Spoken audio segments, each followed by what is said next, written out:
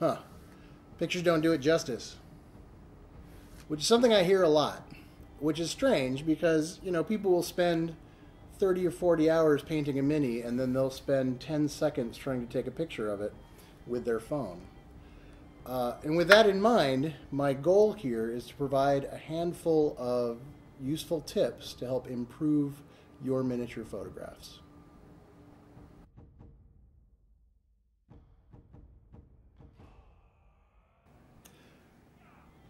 This seems simple enough that it doesn't even feel like it would be worth mentioning, but how many times have you seen photos that look like this?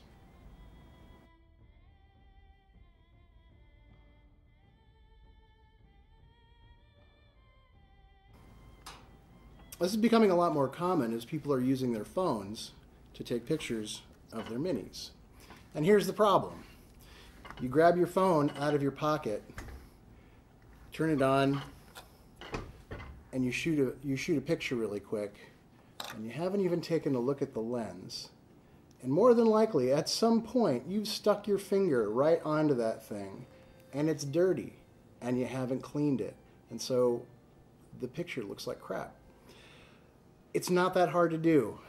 It's not that hard to clean. If you can, get a lens cleaning cloth. They're really cheap, and you can find them anywhere, but it's not necessary to have one. You can use any nice, clean cotton cloth. A t-shirt works just fine. Don't use paper products. Certainly not paper towels. Don't use tissue paper, any of that. It's all very abrasive and will damage the lens, so don't do it.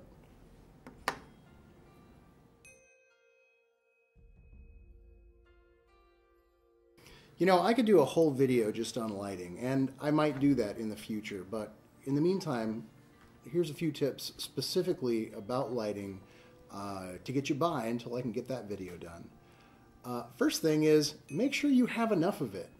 There really is no such thing as too much lighting. You probably have some lights that you're using when you are painting your miniatures, so why not go ahead and use those when you're shooting pictures of your miniatures. The important thing is, just because there's a lot of light in the room doesn't mean it's currently set up to shoot your minis.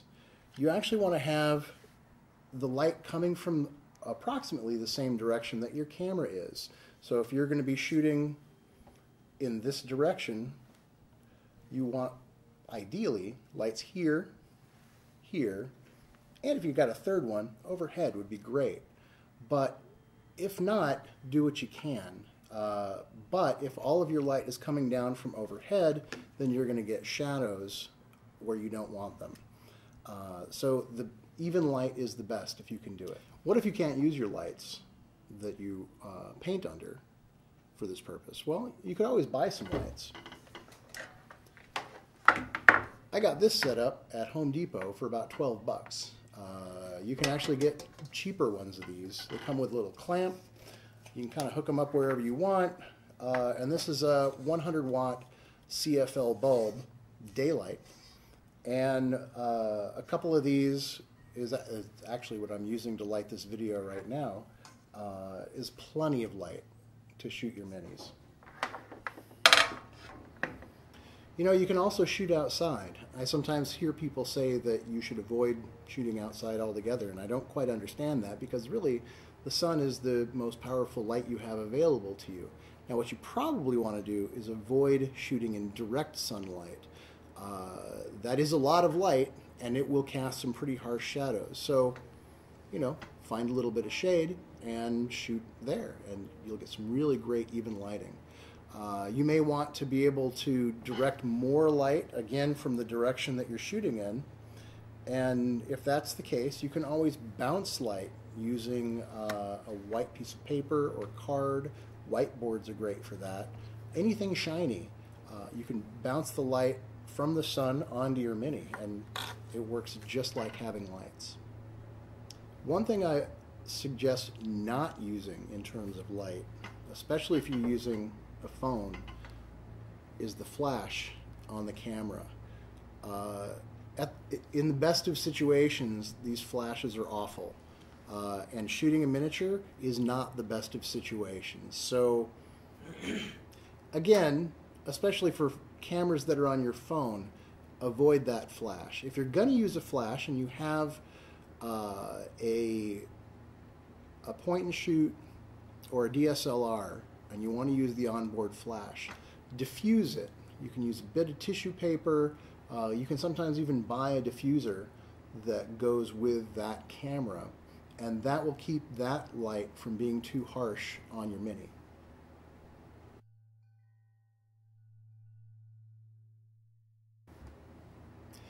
So when I started this video, you saw me doing this. And I've seen a lot of pictures where it's clear that somebody is holding the miniature in one hand and the camera in the other and taking a picture of their miniature. They're really counting on having that camera freeze a lot of motion. And you really don't want to have to count on the camera to do that.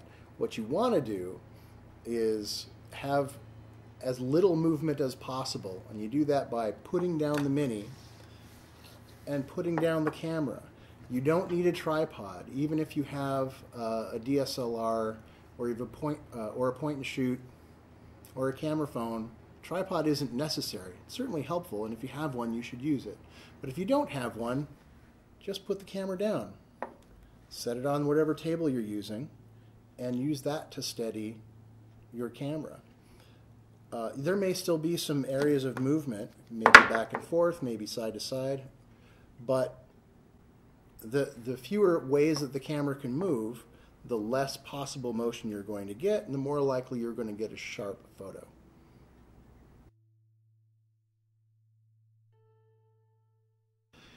One thing that's really easy to forget when you're shooting close-up pictures of miniatures is that whatever is in the background of that picture is also a part of that picture, and it's going to be competing for attention with your miniature. The simplest thing to do is to find a nice seamless background to shoot on. This can be anything. It can be a large piece of paper, it can be a piece of cloth, but what you want is something with as little texture as possible, so that when your miniature is up against it, it's not going to be competing for attention. Now, for white backgrounds, I like to use old posters. You flip them over, and on the back side, you've got a nice clean sheet of white paper. I have a piece of black cloth that I use for black backgrounds. Now, of course, both black and white can create their own issues with your light meter, so it's probably best to go with a nice medium tone like blue. So the last thing, if you are using a seamless background, just make sure that your miniature isn't too close to it. You want to keep at least a good, 8 to 12 inches between the miniature and the background. You're going to have the background start underneath it, so it's actually going to sit on it and then roll away behind it.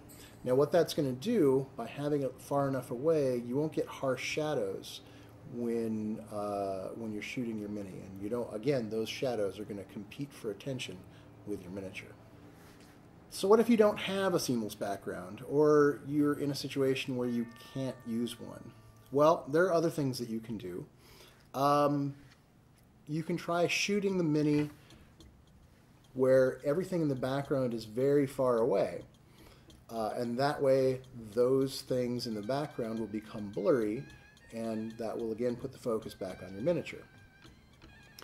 You can shoot in a dark room, so the only lights are the ones lighting the miniature, and again, off in your background is nothing but dark room, so you might get a naturally black background, or at least a dark one that again doesn't compete with the Mini.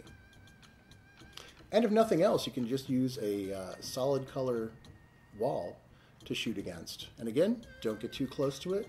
Let it get a little blurry in the background, and the focus will remain on your Mini.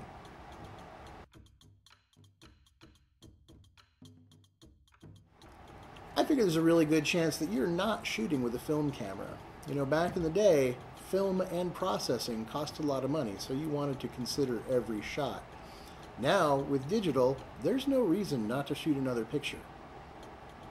If you think that you might have shaken the camera, or maybe it wasn't in focus, or maybe you want to try a different background, shoot again. There is no reason not to. And the best way to learn how to improve your pictures is to shoot more pictures. So keep shooting. There's really no better way to get better at it. So I hope you found these few tips helpful. I am planning to do more videos on this subject in the future, and perhaps you'd be willing to share the results of your experimentations with me. Definitely, if you have any questions, put them down in the comments. If you do any videos of your photos, share them with me. I definitely want to see them. And again, if you found this useful and you liked this video, then please like this video. And if you want to make sure that you see more of these in the future, then definitely subscribe. And thanks a lot for watching.